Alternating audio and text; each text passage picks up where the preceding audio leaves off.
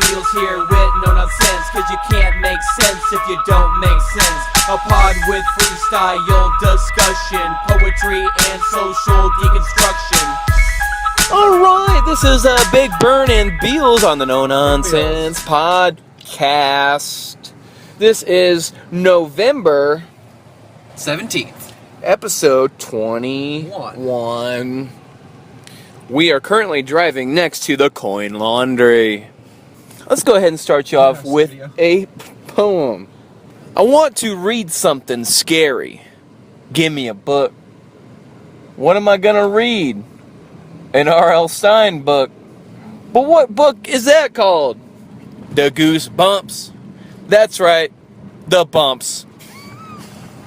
Now, we're big fans of the Goosebumps series on the No Nonsense Podcast, and we're just going to go ahead and have a discussion about the books in general, some of our favorites, and some of the common themes and motifs that run through the literature that is the Goosebumps series.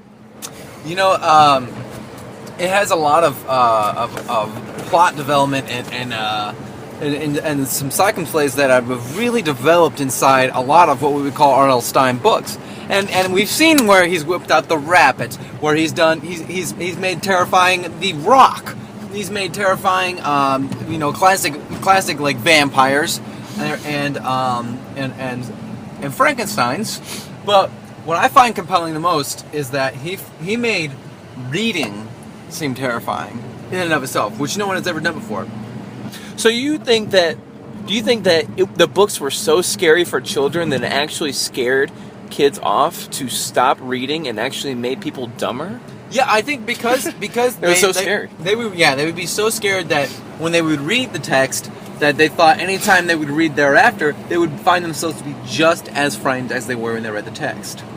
I see. Well, as a kid, I was not frightened enough. I had a sack on me that was big enough to give me the courage to go ahead in there and flip through the pages there, Beals. And that is one thing that R.L. Stine does address in his autobiography about children with sacks and children without sacks.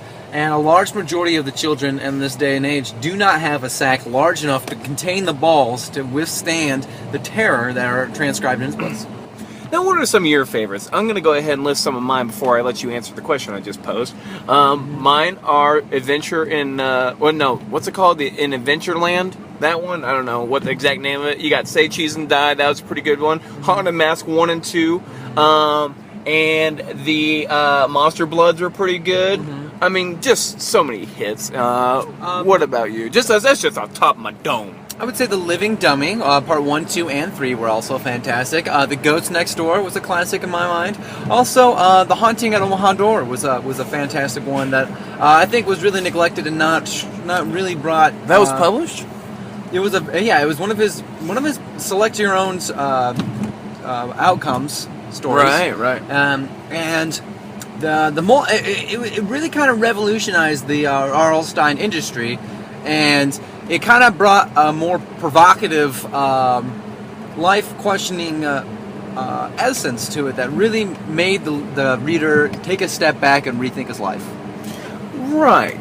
Now, do you think Hollywood should commission one of the more prominent directors in the world, like Lars von Trier or Christopher Nolan, to direct a Goosebumps book, make it into a movie? And if so, what book would you choose? What do you think would be best for a film adaptation? I would say Daddy Says Don't Go Down in the Basement should be the book adaptation to the movie. Mm-hmm. And I think it should be directed by Philip Seymour Hoffman. I think his direction style has been credited by many different creditors. And I think that with his assistance and of all that and was before, right, we'll find that inadvertently there will be more development of the characters than ever thought of by the reader in R. Stine. Now, do you think these accusations of rape against Bill Cosby should make him out of the running for directing one of these films? Definitely not. I think Bill Cosby, him being one with children and his mindset over his long course of career, would play a vital role in as Johnny, the unsuspecting young child in Daddy Says Don't Go Down in the Basement. Now it's time for a quick news break!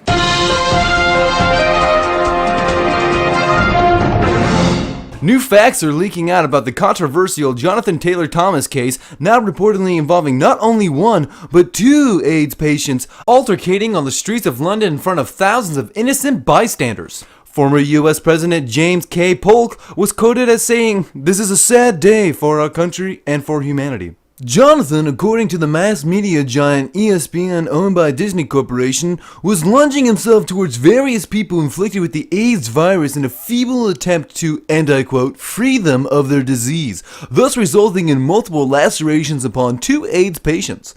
Thomas is currently under custody and is currently undergoing a thorough cavity and enema exam. No further action will be taken upon the parents of the AIDS patients.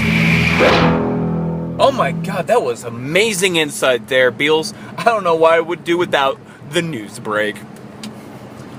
Quite compelling. Alright, so, do you have the full Goosebumps library intact at your house, or have you sold them all in garage sales and such? What I actually do to keep things safe, I actually have saved all of his books on PDF files onto a flash drive, and that flash drive I have actually inserted into my wrist in and of itself. I've cut a little hole where it didn't cut through any veins, and then I have a little pocket in there, and that's where I kind of keep it in there. And I got a little tattooed zipper.